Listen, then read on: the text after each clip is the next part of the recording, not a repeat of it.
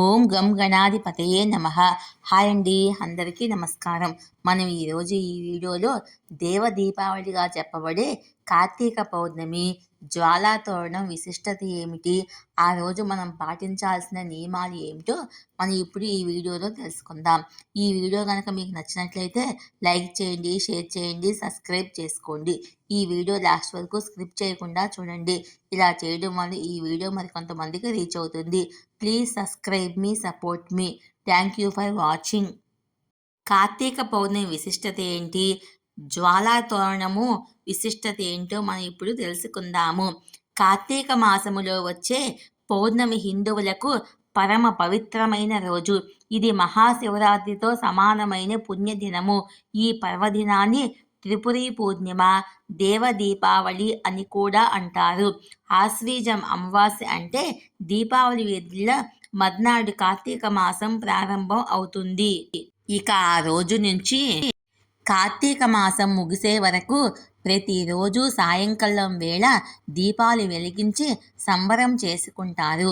ముఖ్యంగా కార్తీక సోమవారాలు, కార్తీక పౌర్ణమి పర్వదినాల్లో విశేష పూజలు నిర్వహిస్తారు. ఈ నెల అంతా కార్తీక మహాపురాణాన్ని పారాయణం చేస్తారు. దేవాలయాల్లో కార్తీక పురాణ శ్రవణం ఏర్పాటు చేస్తారు. మహాభారత కథనాన్ని అనుసరించి కార్తికేయుడు తారకాసును సంహరించిన రోజే కార్తీక పౌర్ణమి. ప్రజలను నానా రకాలుగా హింసిస్తున్న తారకాసురుడు ఇక లేడన్న ఆనందంతో దీపాలు వెలిగించి సంబరం చేసుకున్నారు. 1000 ఏళ్ల రాక్షస పాలన అంతరించిన శుభ సందర్భంగా మహాశివుడు తాండవం చేశాడని పురాణాలు చెప్తున్నాయి. కార్తీక పౌర్ణమి రోజు అటు శివునికి, ఇటు విష్ణుమూర్తికి కూడా ప్రియమైన రోజు. ఈ రోజున దీపం వెలిగిస్తే మనం తెలిసి తెలియక చేసిన పాపాలన్నీ హరించుకుపోతాయి. కార్తీక సోమవారాల్లో కార్తీక పౌర్ణమి రోజున రుద్రాభిషేకం చేయిస్తారు. ఈ విశిష్ట దినాన సత్యనారాయణ వ్రతం చేసుకోవడం చాలా శ్రేష్టము.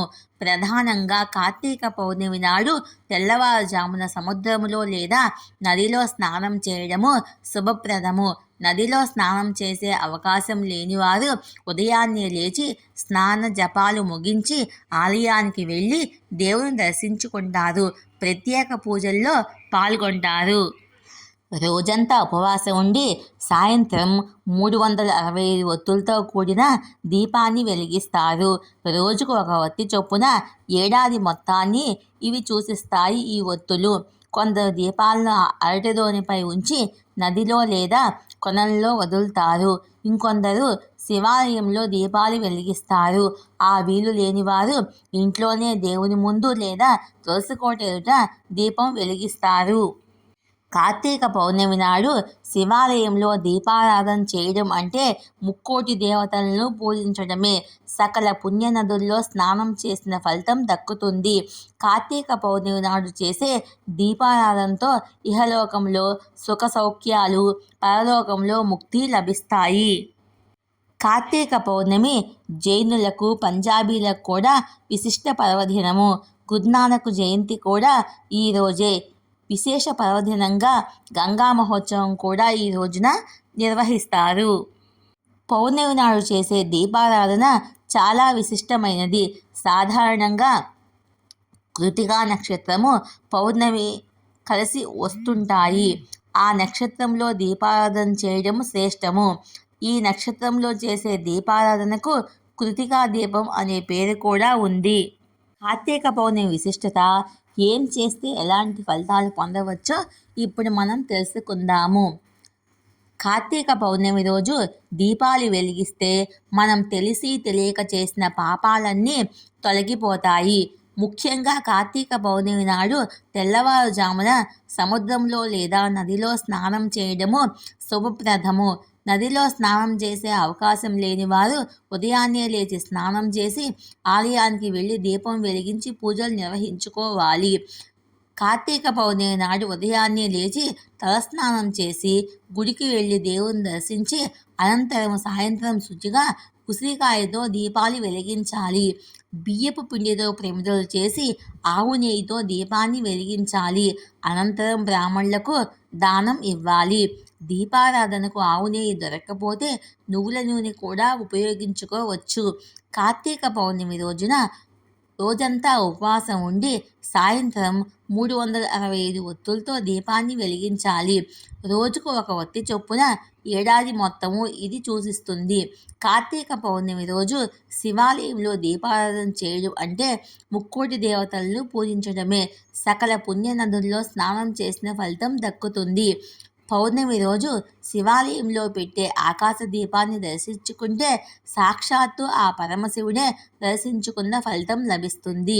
కార్తీక పౌర్ణమి రోజు విష్ణువు మత్స్యావతారంలో దర్శనమిస్తారు. కార్తీక పౌర్ణమి రోజు శివుడికి రాత్రి పాయసం నైవేద్యంగా సమర్పించాలి. కొంత మీరు తీసుకోవాలి. ఇలా చేయడం వల్ల మానసిక ప్రశాంతత, సంపద జీవితంలో పొందుతారు. కార్తీక పౌర్ణమి రోజు 4 నుంచి 5 నిమిషాలు చంద్రుడి కిరణాలు మీ మీద పడటం వల్ల నరాలు, కళ్ళు రిలాక్స్ అవుతాయి. కార్తీక పౌర్ణమి రోజు 4 వైపులా ఉండే దీపాన్ని వెలిగించాలి. ఉత్తర, దక్షిణ, తూర్పు, పడమర వైపులుగా ఉండే ఈ దీపాన్ని ఆంజనేయుడి విగ్రహం ముందు వెలిగిస్తే మంచిది. హనుమంతుడి అనుగ్రహం కలుగుతుంది. కార్తీక మాసం కార్తికేయుడికి ప్రత్యేకమైంది. అలాగే తులసిమాత పుట్టినరోజు కూడా ఈరోజే. అలాగే తులసి వివాహము లేదా తులసి పూజ చేయడానికి ఇది ఆఖరి రోజు. కార్తీక పౌర్ణమి రోజు మహామృత్యుంజయ మంత్రం జపించాలి. ఓం త్రయంబకం యజామహే సుగంధిం పుష్టివర్ధనం ఉర్వారకమివ బంధనాత్ మృత్యోర్ముక్ష్యమృతాత్ అనే మంత్రాన్ని 108 సార్లు జపించాలి. కార్తీక పౌర్ణమి రోజు సాయంత్రం ఇంట్లో దీపాలు వెలిగిస్తే చాలా మంచిది. ముఖ్యంగా ఇంటి ముందు, తులసి కోట దగ్గర దీపాలు వెలిగిస్తే సర్వపాపాలు తొలగి శుభం కలుగుతుంది. దీపం వెలిగించే అవకాశం లేని వాళ్ళు శివాలయాల్లో ఆవు నెయ్యి సమర్పించినా మంచి ఫలితం దక్కుతుంది. ఈ కార్తీక పౌర్ణమి రోజు స్నానం చేసి దీపం వెలిగించడం వల్ల అశ్వమేధ యాగం చేసినంత ఫలితం దక్కుతుంది. ఇలా ఇవాళ దీపం వెలిగించడం వల్ల అన్ని కోరికలు తీరతాయి. కార్తీక పౌర్ణమి నాడు నమక చమక మహాన్యాస ఏకాదశి రుద్రాభిషేకం చేస్తే శివుడు ప్రసన్నుడవుతాడని పురాణాలు చెప్తున్నాయి.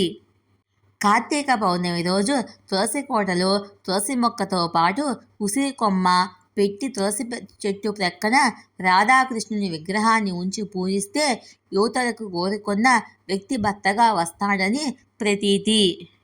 ఈ కార్తీక పౌర్ణమి రోజున ఉసిరిక దానం చేయడం వల్ల దారిద్ర్యం తొలగిపోతుంది.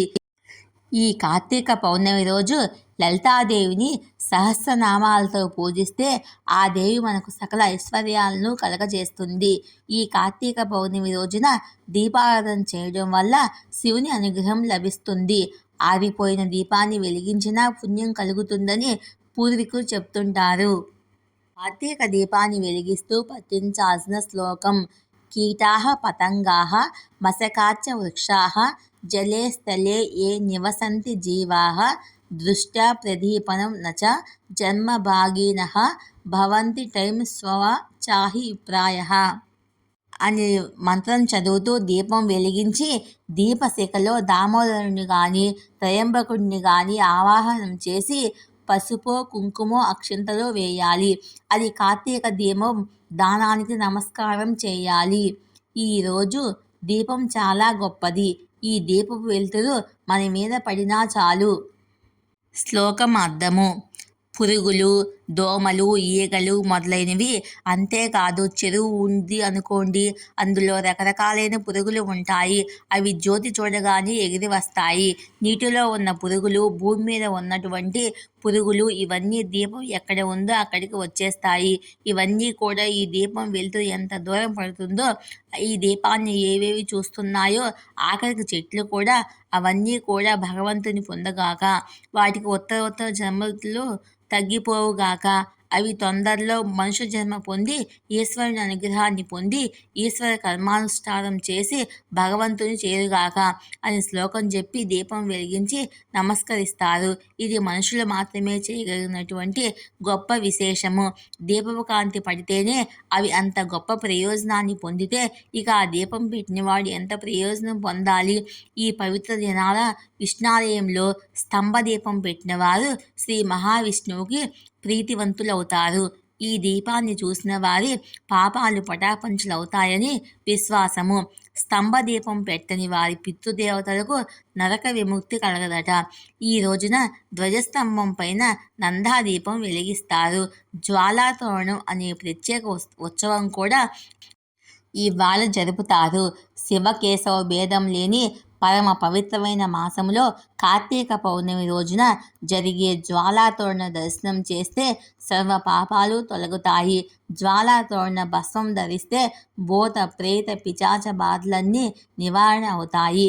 కార్తీక జ్వాలా దర్శనము వల్ల మానవులకు పశుపక్షాదులకు క్రిమి కీటకాలకు సైతము పునర్జన్మ ఉండదని ప్రతీతి. ఈ వీడియో కనుక మీకు నచ్చినట్లయితే లైక్ చేయండి, షేర్ చేయండి, సబ్స్క్రైబ్ చేసుకోండి. ఈ వీడియో లాస్ట్ వరకు స్కిప్ చేయకుండా చూడండి. Please subscribe me, support me. Thank you for watching.